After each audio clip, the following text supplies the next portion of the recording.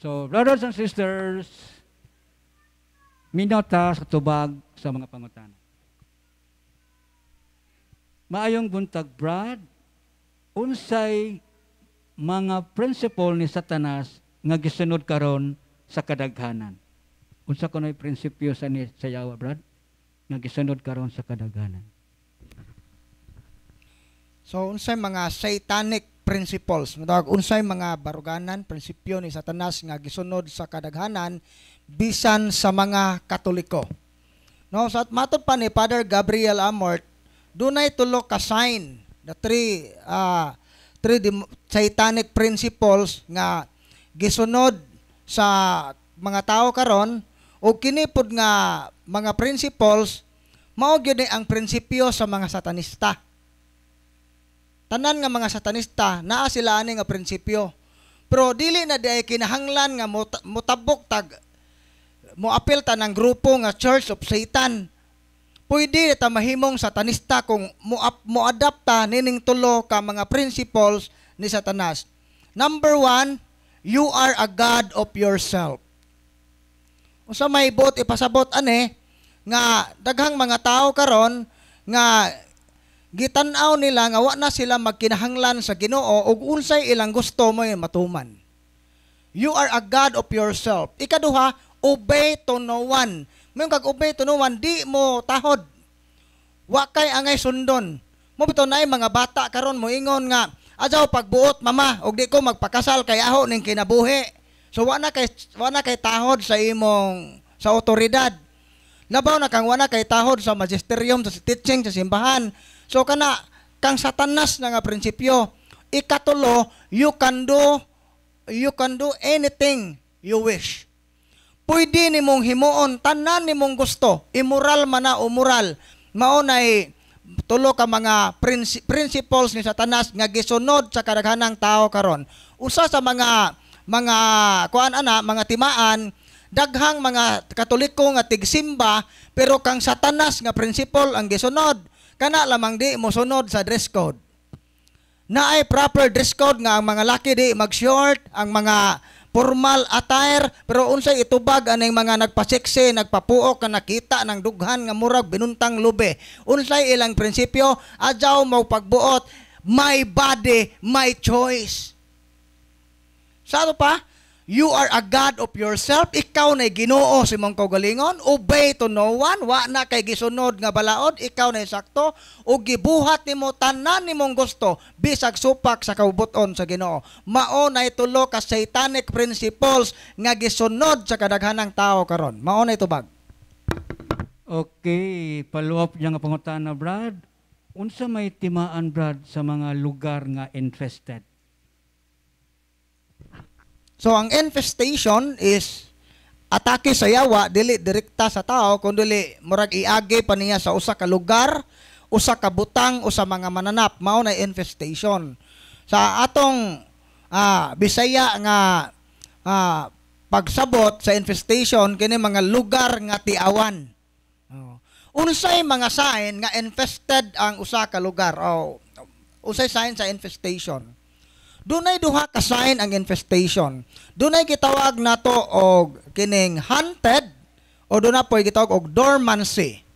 Unsa man ang haunted? So, mo na mga haunted house. So ano gitawag man haunted house? Tungod kay katong mga tao nga open ang third eye, makakita sila naay mga diwindi, mga kapre, kanang inyong bay og matawag na nga haunted house ng inyong bay kung kanang inyong electric pan motuzok ra na bisag wa gisaksak, kanang inyong mga appliances maningog ra na bisag way tao, inigmatanaw naa na nilungag nga na inyong rice cooker. So mao na mga sign og mga haunted places.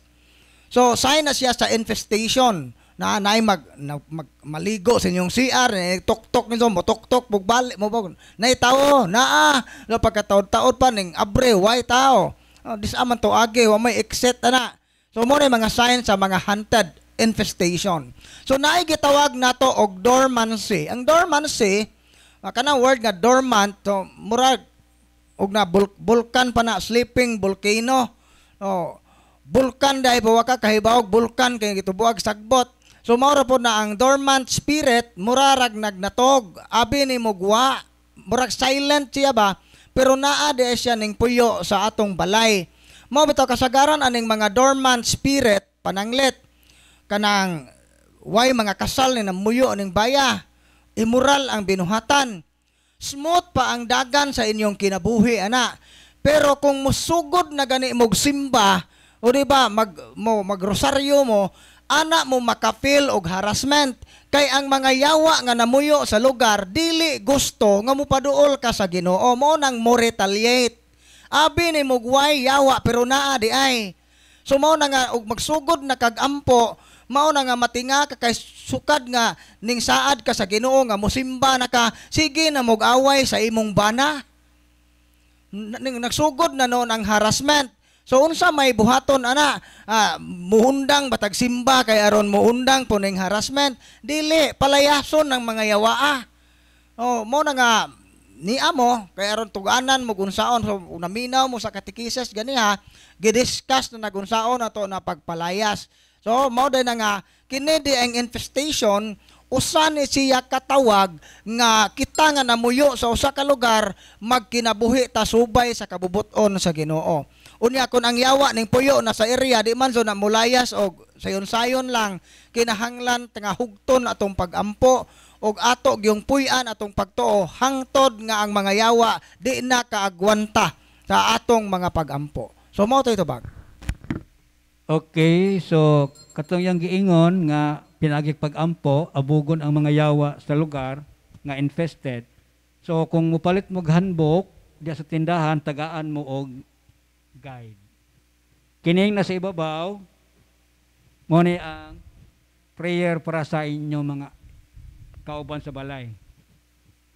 Kining sa ubos mo na siya ang prayer para sa infested nga lugar. Okay, handbook nga ito. Okay, follow up niya nga pangutana Brad, ang among anak kanunay balik-balik ang hilanat kay napiang kuno. Dili mo tuo sa tambal. Unsa bang buhaton nga wala man magpahilot sa mga albularyo. So, buta naay mga ingana nga cases nga ingani god sa atong pagtuo, once nga mapiang ang bata, kinahanglan nang ipahilot kay ug di kuno na ipahilot, di kuno mutalab ang antibiotic, di kuno mutalab ang kanang naay kanang tambal. Unya kana kunong mag tuali-tuali ng bata na pinpin kuno mo nang ipahilot so kay og di kuno mahiluna ng tinae ana kay galambid kuno ng tinae kanu sa ba pod nahitabo ng tinae na tulid god nga maglambid man so na kanunay kay lukot-lukot man ang ilawom ti dyan. O mga tuutuhon lang ta kayo ba tungod anang atong mga superstitious belief nga moingon ta nga og mapinpin og mapiang di maayo kana nga pagtuo gisakyan sa yawa.